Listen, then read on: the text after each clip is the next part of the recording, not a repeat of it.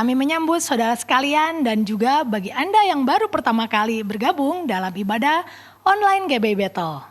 Kiranya saudara sekalian dalam keadaan yang sehat, penuh dengan sukacita dan dalam perlindungan Tuhan. Bagi yang baru pertama kali bergabung dan juga bagi Anda yang rindu untuk didoakan dan dilayani dapat mengirimkan komen pada kolom chat yang tersedia. Sebelum kita mengikuti ibadah ini, mari kita berdoa. Terima kasih Tuhan buat sepanjang hidup kami. Kami bersyukur karena kami ada, karena kebaikan Tuhan, karena perlindungan Tuhan. Kami mau mulai ibadah hari ini dan kami mau berserah penuh kepada Tuhan yang berkuasa dalam hidup kami. Terima kasih, terpuji namamu, kami mau mulai di dalam nama Tuhan Yesus. Amin. Amin. Shalom jemaat terkasih, dimanapun berada kita mau satukan hati memuji Tuhan. Sebab dalam pujian ada sukacita, ada kekuatan Tuhan dan ada kemenangan. Allah sumber kuatku, haleluya.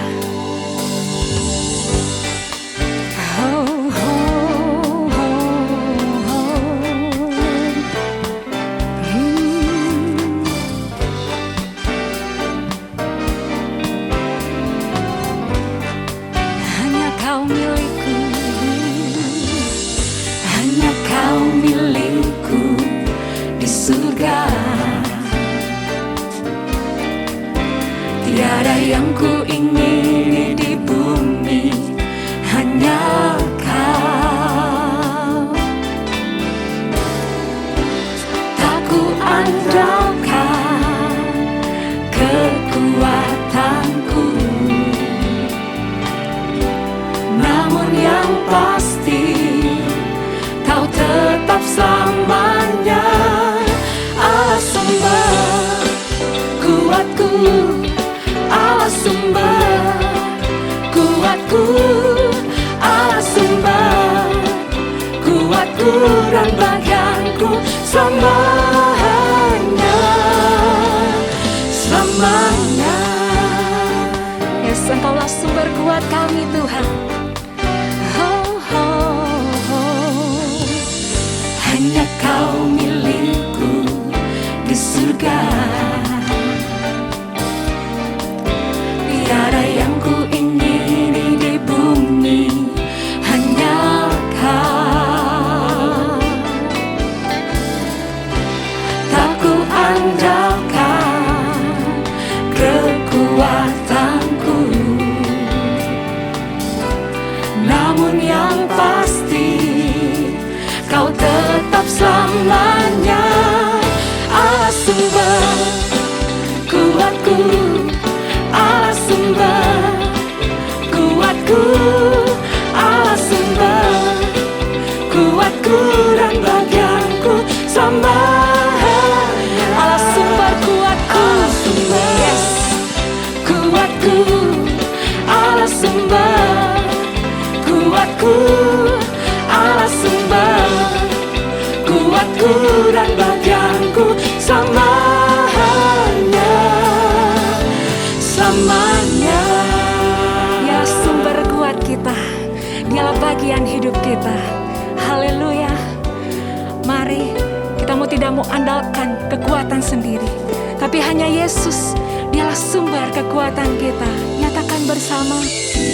Tak ku andalkan kekuatanku, Amin.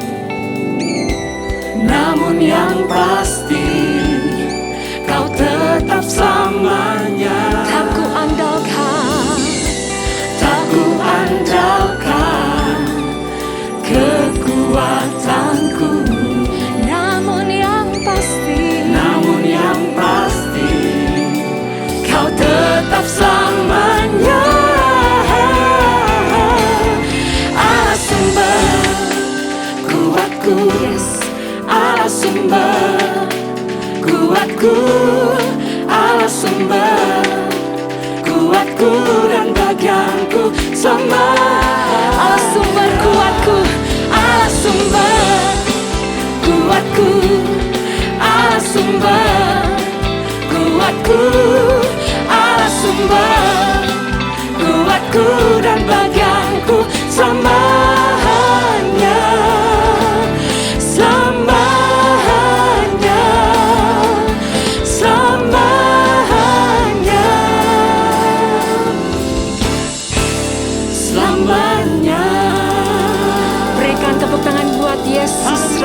atas segala raja. Haleluya. Puji Tuhan. Terima kasih Tuhan Yesus. Engkaulah sumber kekuatan kami Tuhan. Diberkatilah orang yang mengandalkan Tuhan, yang menaruh harapannya hanya kepada Tuhan. Yesus, hanya Engkau yang kami andalkan, hanya Engkau yang kami percaya. Oh, kami perlu Engkau Tuhan. Ku perlu Engkau Yesus, haus jiwaku menantikanmu. Ku percaya Kau penuh pengharapanku di dalam-Mu. Ku perlu Engkau Yesus, haus jiwaku menantikanmu. Ku percaya Kau penuh pengharapanku di dalam-Mu. Yesus, hanya Kau yang ku andalkan, melebihi siapapun juga. Yesus, hanya Kau yang ku percaya, di setiap waktu tiada lain yang ku andalkan selain Kau, Yesus. Berikan tepuk tangan buat Tuhan kita. Oh, ku perlu Engkau, ku perlu Engkau Yesus, haus jiwaku menantikanmu. Ku percaya Kau penuh pengharapanku di dalam-Mu. Oh, Yesus, hanya Kau yang ku andalkan, melebihi siapapun juga.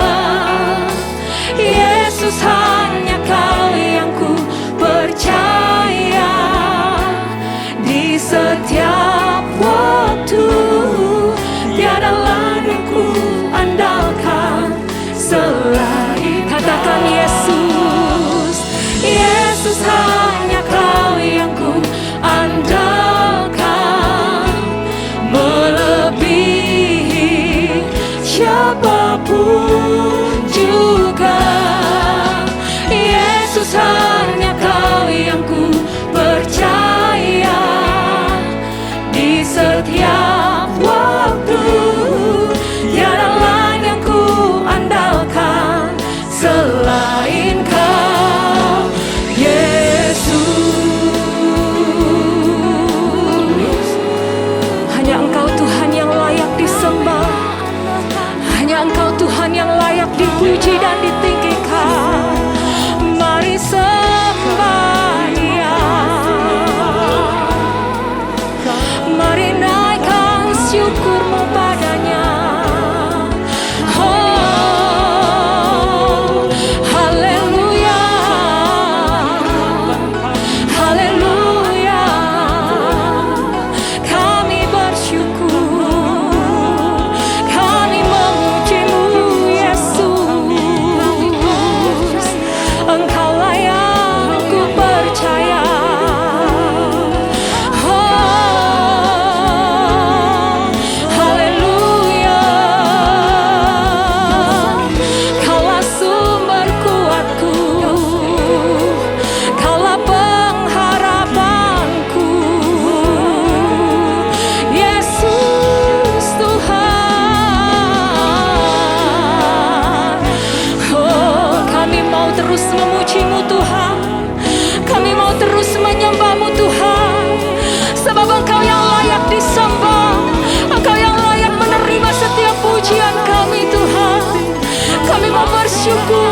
Sebab Engkau baik Tuhan, sebab Engkau baik Tuhan.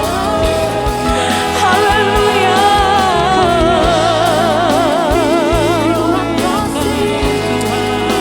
Sebab hikmat-Mu Tuhan melebihi pikiran kami Tuhan.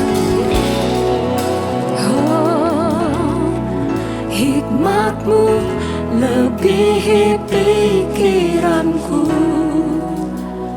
jalan-Mu di atas segala jalanku, tinggi dan dalamnya kasih-Mu, hanya Kau Yesus yang ku andalkan. katakan hikmat-Mu. Hikmat-Mu lebihi pikiranku, jalan-Mu di atas segala Yes, jalan, tinggi dan dalamnya kasih-Mu, hanya Kau Yesus yang ku andalkan. Sekali lagi katakan hikmat-Mu. Hikmat-Mu lebihi pikiranku, jalan-Mu di atas segala jalanku, tinggi dan dalamnya kasih-Mu, hanya Kau Yesus yang ku andalkan. Yesus, Engkau yang kami andalkan. Yesus, hanya Kau yang ku andalkan, melebihi siapapun juga. Yesus, hanya Kau yang ku percaya, di setiap waktu tiada lain yang ku andalkan selain Kau. Nyatakan Yesus, Yesus, hanya Kau yang ku andalkan, hanya Engkau Tuhan yang kami andalkan. Melebihi siapapun. Oh, Yesus, hanya Kau yang ku percaya, di setiap waktu tiada lain yang ku andalkan selain Kau. Yesus, mari lebih lagi nyatakan kepada Tuhan. Yesus, hanya Kau yang ku andalkan, melebihi siapapun juga. Yesus, hanya Kau yang ku percaya, di setiap waktu tiada lain yang ku andalkan selain Kau. Yesus, hanya Kau yang ku andalkan, yes, melebihi siapapun. Hanya Yesus yang kita percaya. Yesus, hanya Kau yang ku percaya, di setiap waktu tiada lain yang ku andalkan selain Kau. Tiada lain yang ku andalkan selain Kau.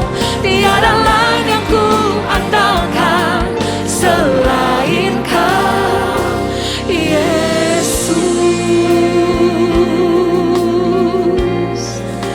Oh, hanya Engkau yang kami andalkan.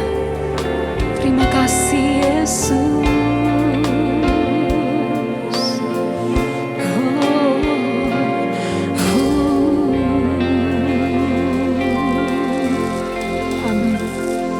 Haleluya, saya percaya setiap pujian kita adalah sesuatu yang kemudian menjadi tahta Tuhan. Mari kita bersama-sama menyiapkan hati kita untuk kebenaran firman-Nya. Bapa Surgawi, terima kasih untuk pujian yang kami nikmati dan biarlah semuanya itu adalah persembahan yang berkenan di hadapan Tuhan. Sekarang kami merindukan Firman-Mu Engkau nyatakan di dalam kehidupan setiap kami, dan kami buka hati kami, Engkau yang membentuk kami menjadi bejana-bejana kemuliaan-Mu, dan biarlah Tuhan memakai hamba-Mu untuk menjadi saluran bicara Tuhan, saluran berkat firman-Mu bagi kami semua, dan kami percaya kami dibentuk, diubahkan menjadi makin berkenan kepada Tuhan. Urapan yang sama mengalir atas setiap kami, sehingga kami menangkap, mengerti, memahami maksud firman-Mu. Lebih dari itu, beri kami kekuatan untuk menjadi pelaku-pelakunya. Kami siap diberkati oleh firman Tuhan hanya di dalam nama Tuhan Yesus Kristus. Haleluya. Amin. Mari kita nikmati bersama-sama kebenaran firman Tuhan berikut ini. Shalom jemaat yang dikasihi Tuhan, senang sekali saya Pendeta Ruben Adi Abraham bisa melayani pada hari ini. Dan hari ini saya akan menyampaikan firman dengan judul Disiplin Diri. Mari kita akan baca Alkitab kita, 1 Korintus pasal 9 ayat 24 sampai 27. Demikian firman Tuhan. Tidak tahukah kamu bahwa dalam gelanggang pertandingan semua peserta turut berlari, tetapi bahwa hanya satu orang saja yang mendapat hadiah? Karena itu berlarilah begitu rupa sehingga kamu memperolehnya. Tiap-tiap orang yang turut mengambil bagian dalam pertandingan menguasai dirinya dalam segala hal. Mereka berbuat demikian untuk memperoleh suatu mahkota yang fana, tetapi kita untuk memperoleh suatu mahkota yang abadi. Sebab itu aku tidak berlari tanpa tujuan, dan aku bukan petinju yang sembarangan saja memukul. Tetapi aku melatih tubuhku dan menguasainya seluruhnya, supaya sesudah memberitakan Injil kepada orang lain, jangan aku sendiri ditolak. Amin. Untuk berhasil di dalam kehidupan, kita sangat membutuhkan disiplin diri. Olahragawan yang mau menjadi juara, mau tidak mau, dia harus mengendalikan seluruh tubuh dan keinginannya supaya dia bisa berkemenangan. Dalam dunia militer ada ungkapan, lebih baik mandi keringat di medan latihan daripada mandi darah di medan pertempuran. Mantan Presiden Indonesia Bapak B.J. Habibie pernah berkata, tak ada gunanya engkau ber-IQ tinggi bila Anda pemalas dan tidak disiplin. Tetapi kalau kita disiplin, kita akan menjadi pribadi yang tangguh dan akan menjadi pribadi yang mandiri. Apakah disiplin itu? Disiplin artinya ketaatan terhadap ketentuan yang ditetapkan. Disiplin juga berarti ketaatan terhadap nilai-nilai yang diyakini. Dan tahukah saudara, kata disiplin itu memiliki akar kata yang sama dengan disciples atau murid. Berarti seorang murid Kristus adalah orang yang harus mendisiplin hidupnya dengan baik. Nah, untuk tumbuh secara rohani kita harus mendisiplin hidup kita supaya kita punya karakter yang unggul. Bukan hanya memuaskan kesenangan sesaat. Dalam 1 Timotius 4 ayat 8 firman Tuhan berkata demikian, latihlah dirimu beribadah. Latihan badani terbatas gunanya, tetapi ibadah itu berguna dalam segala hal karena mengandung janji baik untuk hidup ini maupun untuk hidup yang akan datang. Kalau saudara mau jadi juara dalam olahraga harus latihan, misalnya juara bulu tangkis. Itu kalau orang lain kerja 8 jam, maka dia latihan di lapangan 8 jam. Apakah gak bosan kejar-kejar bulu ayam 8 jam main badminton? Ya kesel juga. Tapi kalau mereka maunya jalan-jalan di mall, maunya tidur-tiduran, gak akan pernah jadi juara. Orang yang mau jadi pemenang harus mendisiplin diri, olahraga. Padahal Alkitab bilang olahraga itu terbatas gunanya. Hanya untuk hidup kini dan di sini. Padahal olah roh, latihan rohani, doa, baca firman, menahan dan mematikan kedagingan itu berguna untuk kehidupan bahkan pada masa yang akan datang. Karena itu mari kita belajar mendisiplin hidup kita. Disiplin apa yang kita butuhkan? Yang pertama kita harus memiliki disiplin pikiran. Tahukah saudara bahwa medan peperangan kita yang terbesar adalah di dalam pikiran? Sebab kalau kita menang di dalam pikiran, kita akan menang di dalam kenyataan. Tapi kalau kita kalah di dalam pikiran, kita akan kalah di dalam pergumulan sehari-hari. Dalam 2 Korintus 10 ayat 5 firman Tuhan berkata demikian. Kami mematahkan setiap siasat orang dan merubuhkan setiap kubu yang dibangun oleh keangkuhan manusia untuk menentang pengenalan akan Allah. Kami menawan segala pikiran dan menaklukkannya kepada Kristus. Jadi ide-ide apapun di dalam benak kita harus diselaraskan dengan firman Allah, harus ditaklukkan dengan kehendak Kristus. Karenanya kalau kita mau menang di dalam pikiran, kita harus mengisi pikiran kita dengan hal-hal yang benar, dengan hal-hal yang baik. Seperti yang dicatat di dalam Filipi 4 ayat yang ke-8 yang berbunyi demikian. Jadi akhirnya saudara-saudara, semua yang benar, semua yang mulia, semua yang adil, semua yang suci, semua yang manis, semua yang sedap didengar, semua yang disebut kebajikan dan patut dipuji, pikirkanlah semuanya itu. Ada seorang hamba Tuhan, demam panas, mengigau. Lalu dia ngomong, ngaco kan saudara ngomongnya. Tuhan adalah gembalaku, tak akan kekurangan aku. Bersukacitalah senantiasa dalam Tuhan. Sekali lagi kukatakan kepadamu, bersukacitalah. Ternyata waktu ngelindur yang keluar adalah ayat firman. Karena apa? Yang dimasukkan di dalam pikirannya firman. Yang keluar adalah firman. Firman, firman, firman. Input firman, output firman. Tapi kalau saudara lagi ngelindur gara-gara panas badan, kira-kira ngomong apa ya? Jangan-jangan bukan firman yang keluar. Nyebut-nyebut nama istri orang atau suami orang. Wah, bisa berantem itu saudara. Karena itu benahi pola pikir kita supaya pikiran kita selaras dengan firman Tuhan. Nah, jadi kalau saudara ingin berkemenangan, ucapkan apa yang Alkitab tuliskan. Jadi misalnya begini, kalau saudara lagi menghadapi kesulitan, jangan bilang, aduh mustahil saya bisa mengatasinya. Alkitab berkata, tidak ada yang mustahil bagi Allah, tidak ada yang mustahil bagi orang percaya. Kalau orang bilang, kamu jelek, kamu gak berharga, pegang firman yang berkata, oleh sebab engkau berharga di mataku, engkau mulia, aku mengasihi engkau, kata Tuhan. Kekuatan akan datang. Aduh pencobaan ini berat banget, gak sanggup saya. Katakan firman Tuhan, pencobaan yang kamu alami biasa, tidak melebihi kekuatan manusia. Allah akan memberikan kepadamu jalan keluar. Saudara, sehingga kalau pikiran kita benar, maka sikap kita juga akan berubah. Kita akan optimis di dalam kehidupan ini. Pikiran juga akan menentukan perasaan kita. Karena itu tolak kesedihan yang berlarut-larut yang akan mematahkan semangat kita saja. Amsal 15 ayat 13 berkata demikian. Hati yang gembira membuat muka berseri-seri, tetapi kesedihan hati mematahkan semangat. Saudara, kalau kita sedih berlarut-larut, maka semangat akan patah, gairah hidup tidak ada. Tapi sebaliknya kalau kita gembira karena mengisi pikiran dengan hal yang optimis, kita akan berkemenangan. Coba saudara lihat bagaimana sikap pemazmur ketika dia mengalami tekanan dalam hidupnya. Dia membuat sebuah tindakan untuk mendisiplin pikiran, mendisiplin perasaannya, dan dia bisa mengatasi semuanya. Dikatakan di dalam Mazmur 42 ayat 5 dan 6 begini. Inilah yang hendak ku ingat sementara jiwaku gundah gulana. Bagaimana aku berjalan maju dalam kepadatan manusia. Mendahului mereka melangkah ke rumah Allah dengan suara sorak-sorai dan nyanyian syukur dalam keramaian orang-orang yang mengadakan perayaan. Mengapa engkau tertekan hai jiwaku dan gelisah di dalam diriku? Berharaplah kepada Allah sebab aku akan bersyukur lagi kepadanya, penolongku dan Allahku. Ketika pemazmur mengalami tekanan dalam hidupnya, dia tidak mengurung diri di kamar. Tetapi dia pergi ke rumah Tuhan, bersorak-sorai, menyanyi memuji Tuhan. Dan dia mendapatkan kekuatan. Saudara, tertibkan pikiranmu yang negatif. Tolak semuanya.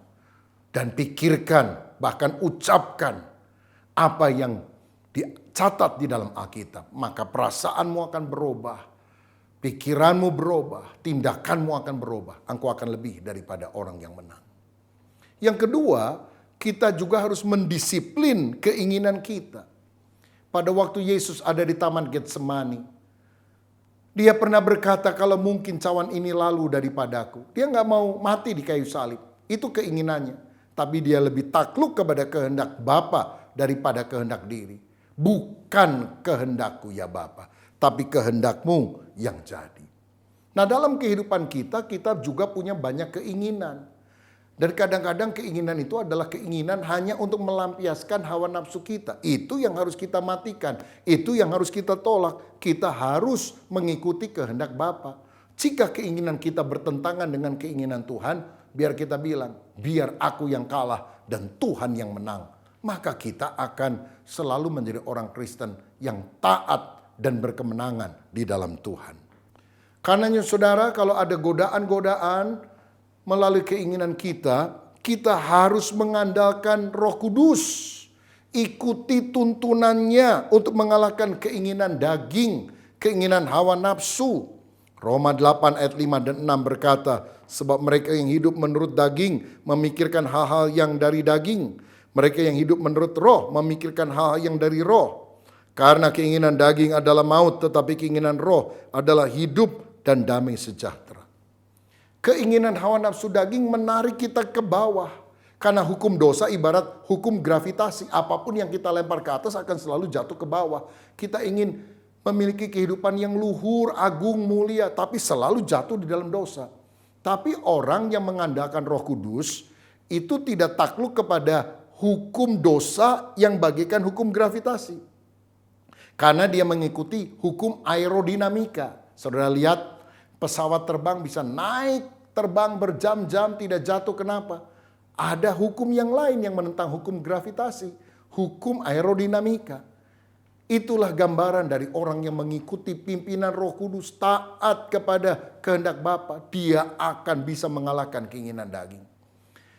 Kalau ada godaan hawa nafsu dalam hidup kita, nafsu yang liar, biar kita bilang, ku telah mati dan tinggalkan cara hidupku yang lama, semuanya sia-sia dan tak berarti lagi.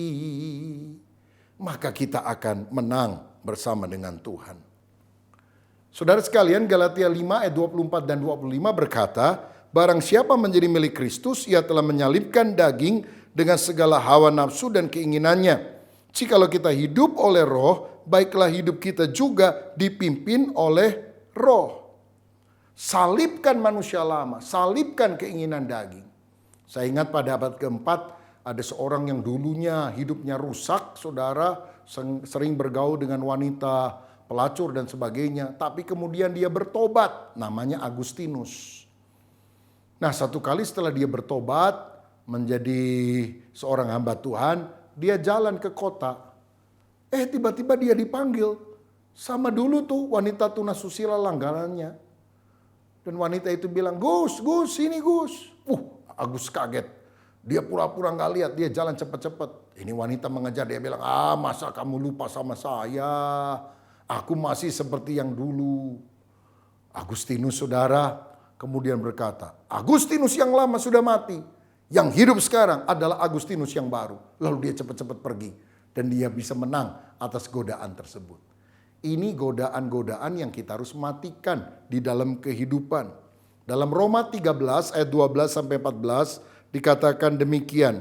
Hari sudah jauh malam, telah hampir siang. Sebab itu marilah kita menanggalkan perbuatan-perbuatan kegelapan dan mengenakan perlengkapan senjata terang. Marilah kita hidup dengan sopan seperti pada siang hari, jangan dalam pesta pora dan kemabukan, jangan dalam percabulan dan hawa nafsu, jangan dalam perselisihan dan iri hati, tetapi kenakanlah Tuhan Yesus Kristus sebagai perlengkapan senjata terang dan janganlah merawat tubuhmu untuk memuaskan keinginannya.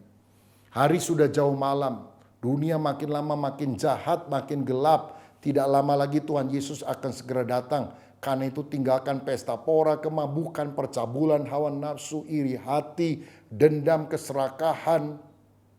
Tapi kenakanlah Tuhan Yesus sebagai perlengkapan senjata terang.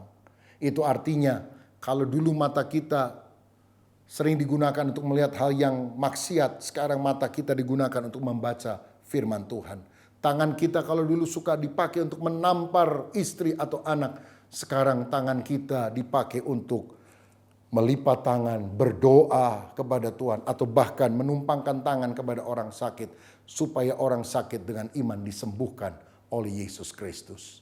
Nah, kisah Agustinus tadi juga berkaitan dengan ayat ini. Jadi Sebetulnya Agustinus berasal dari sebuah kota kecil, tapi dia mau belajar di Roma.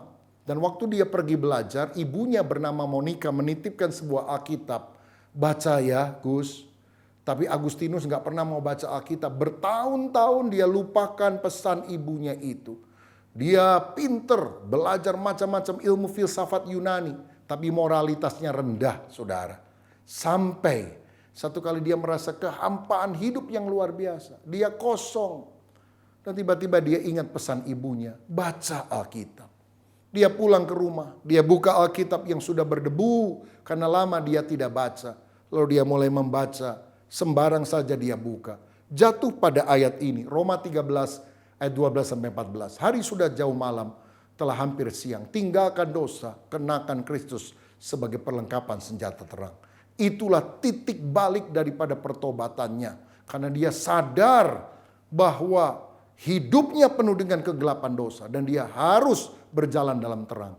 Karenanya Agustinus berubah menjadi seorang hamba Tuhan. Yang pemikiran-pemikirannya sampai hari ini masih mempengaruhi banyak teolog Kristen dan Katolik juga, saudara sekalian. Karenanya mari kita sungguh-sungguh mendisiplin keinginan kita. Karena kita tahu Tuhan tidak lama lagi akan segera datang. Dalam 2 Korintus 7 ayat 1 firman Tuhan berkata demikian.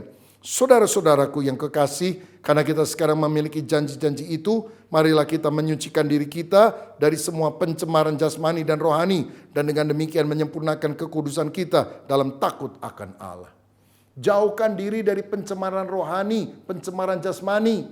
Ya, kalau pencemaran rohani kan bisa harta, tahta, seksualita. Pencemaran jasmani apa? Antara lain merokok misalnya, saudara. Memang di Alkitab nggak ada tulisan dilarang merokok, di pom bensin ada. Tapi bukankah kalau kita mengisap rokok itu mencemarkan tubuh kita? Karena merokok itu menyebabkan impotensi, sakit jantung, dan berbagai penyakit lain. Kan ada di dalam peringatannya. Saudara bilang, ini mulut-mulut saya, uang-uang saya, kan nggak apa-apa. Saudara, tapi orang Kristen sejati akan menjauhkan diri dari pencemaran. Termasuk pencemaran jasmani seperti merokok itu. Dan biarlah saudara-saudara sungguh-sungguh dilepaskan oleh Tuhan. Sehingga kita bisa menggunakan uang kita untuk sesuatu yang lebih bermanfaat. Dan tubuh kita untuk memuliakan nama Tuhan. Ini keinginan daging yang harus dimatikan. Dan saya yakin kalau kita taat kepada Roh Kudus, kita akan berkemenangan. Haleluya. Dan disiplin yang ketiga, yang terakhir yang kita harus miliki adalah disiplin waktu, saudara. Dalam Efesus 5 ayat 16 firman Allah berkata demikian. Dan pergunakanlah waktu yang ada, karena hari-hari ini adalah jahat. Itu artinya waktu yang ada jangan kita sia-siakan. Harus kita gunakan untuk sesuatu yang bermanfaat. Kita harus gunakan waktu kita untuk apa saja. Untuk 3 hal ini setidaknya. Bekerja, beribadah, dan melayani. Saudara, yang pertama kita harus gunakan waktu untuk bekerja. Jangan malas. Rasul Paulus pernah menyampaikan pesan, barang siapa tidak mau bekerja, janganlah dia makan. Tetapi kalau kita menggunakan waktu yang ada dengan rajin, kreatif, maka sungguh-sungguh kita akan mendapatkan berkat daripada Tuhan. Saudara, bekerjalah. Karena itulah panggilan kita. Sehingga kita bisa membiayai diri. Nggak jadi beban bagi orang lain. Membiayai keluarga kita. Bahkan kita bisa jadi berkat bagi orang-orang lain yang membutuhkannya. Yang kedua, kita harus menggunakan waktu kita untuk beribadah.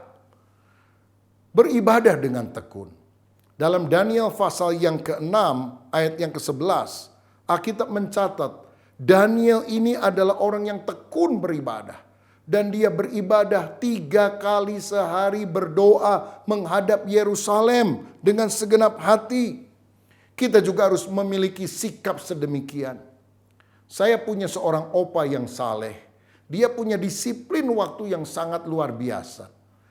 Saudara tahu dia bangun pagi-pagi dan selalu berdoa tiap jam 6, 9, 12, jam 3 sore, jam 6. Dan juga jam 9 malam. Rata-rata doanya 15 menit. Tapi saya selalu tahu waktu dia berdoa. Karena dia berdoa selalu bersuara. Dia mulai dengan nyanyian pujian, menyembah Tuhan. Kemudian mulai menyebutkan pokok-pokok doa. Dia sebutkan nama istri, anak-anak, menantu, cucu-cucu. Dan di doa nenek kakek saya ini, nama saya selalu disebut. Dan kalau saya sekarang jadi hamba Tuhan, saya berhutang kepada kakek saya yang selalu berdoa dengan disiplin. Karena doa orang yang benar bila dengan yakin didoakan sangat besar kuasanya. Saudara, yang ketiga, disiplin waktu juga mencakup disiplin waktu untuk melayani Tuhan. Jangan hanya sibuk untuk bekerja mencari nafkah di dunia. Ingat, kita ini dipanggil Tuhan, diselamatkan untuk melayani, jadi berkat, membawa kemuliaan nama Tuhan, dan hidup kita memberi nilai tambah kepada orang-orang yang ada di sekitar kita.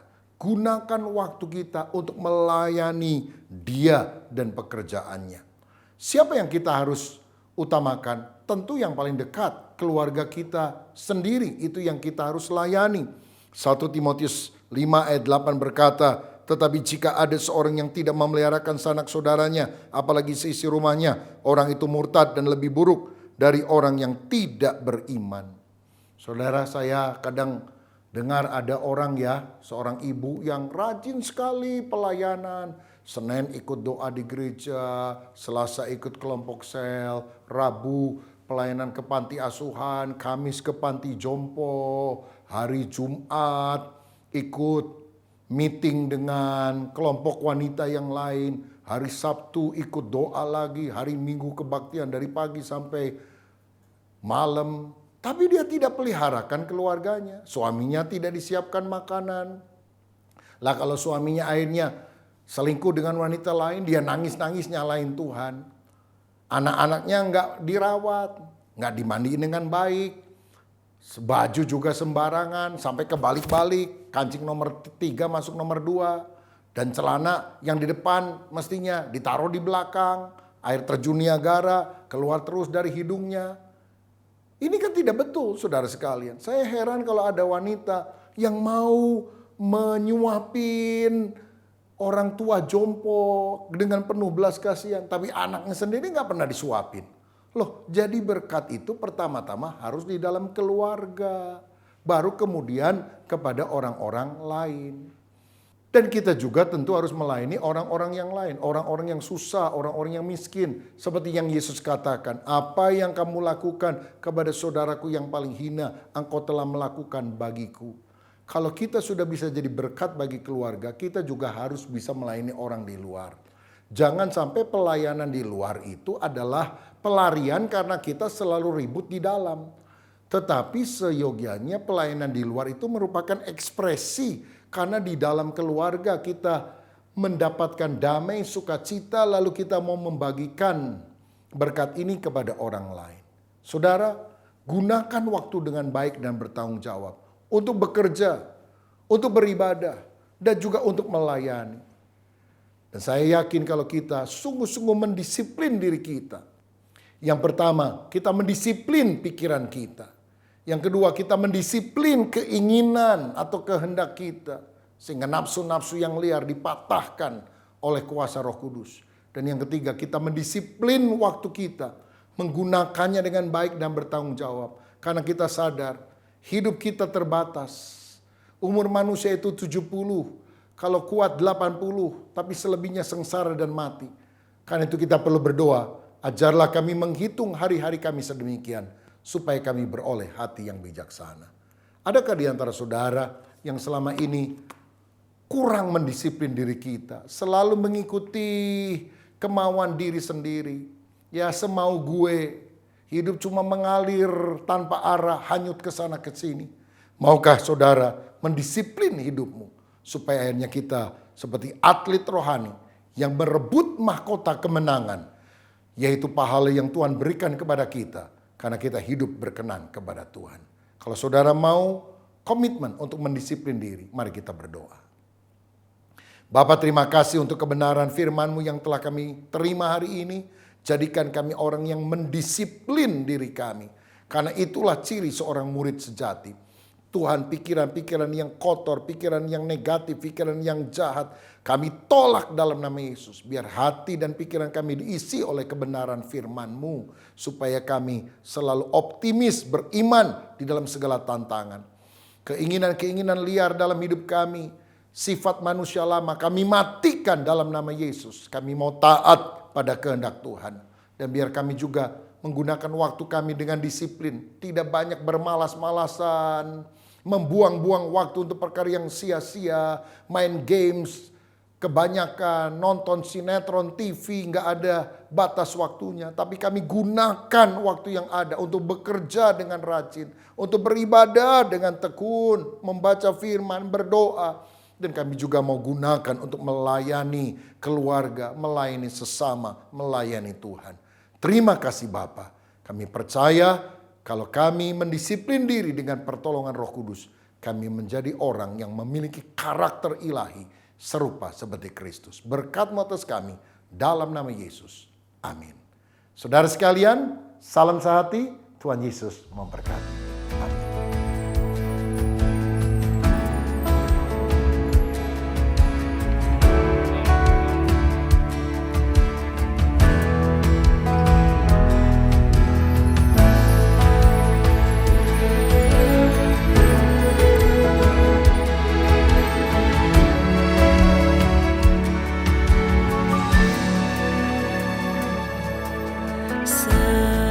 Sebab ada Tuhan yang hidup, maka jiwaku tenang.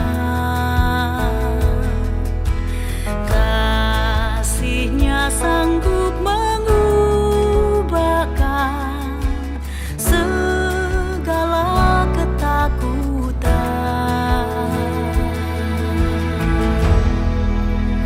Ku berseru, Yesus,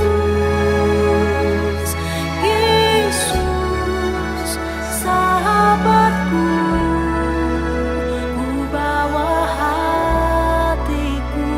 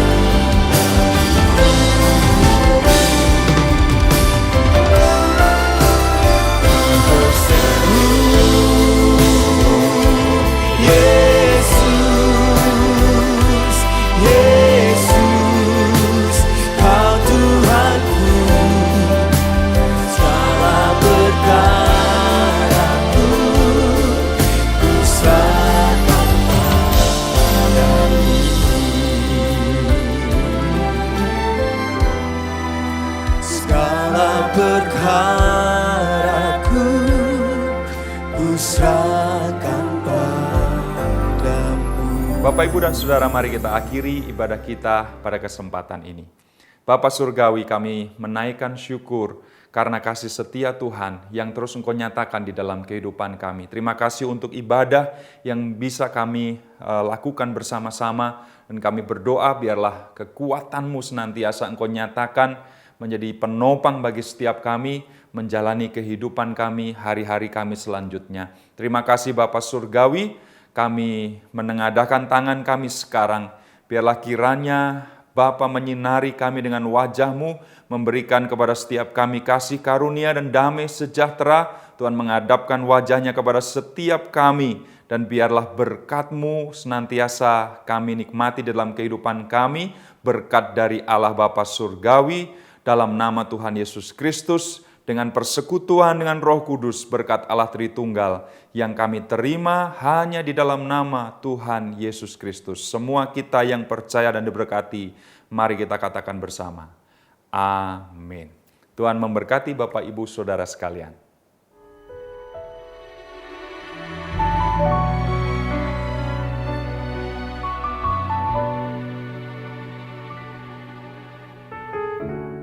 Dengan apa ku membalas kasih-Mu yang ku terima dari-Mu? Dengan apa ku membalas cinta-Mu?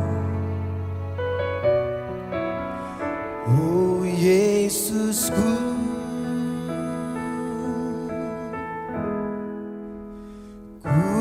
mau selalu bersyukur, selalu bersyukur. Kau Tuhan yang setia, yang selalu menopang. Ku mau selalu bersyukur, selalu bersyukur. Kau Bapakku yang setia.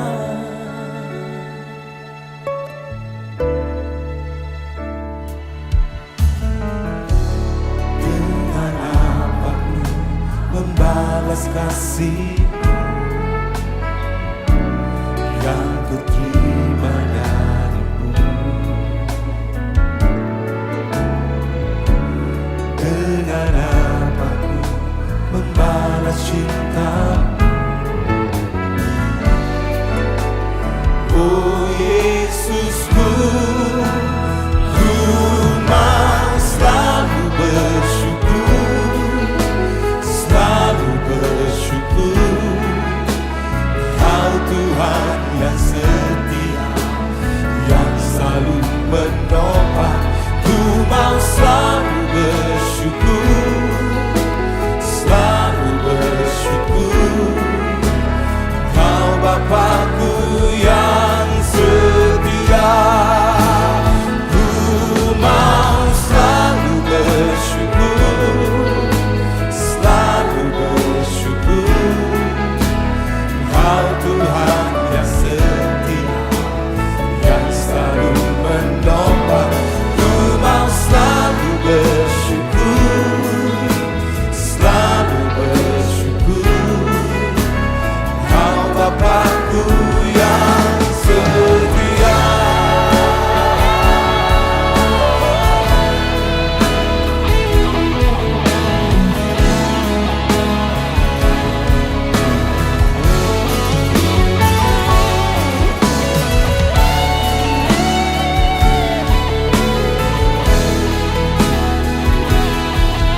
Boleh angkat dua tangan kita. Mau selalu bersyukur, selalu bersyukur. Kau Tuhan yang setia, yang selalu menopang. Ku mau selalu bersyukur, selalu bersyukur. Kau Bapakku yang setia.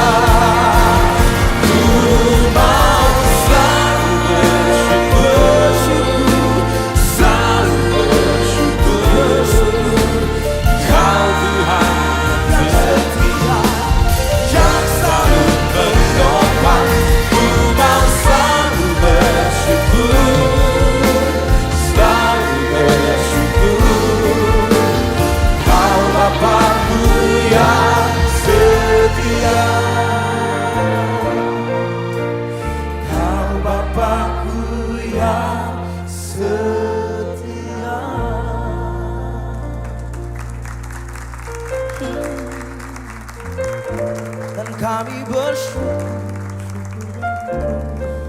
kepadamu, Tuhan Allahku, Bapa yang baik, teramat baik. Kau sungguh baik bagi kami, hati kami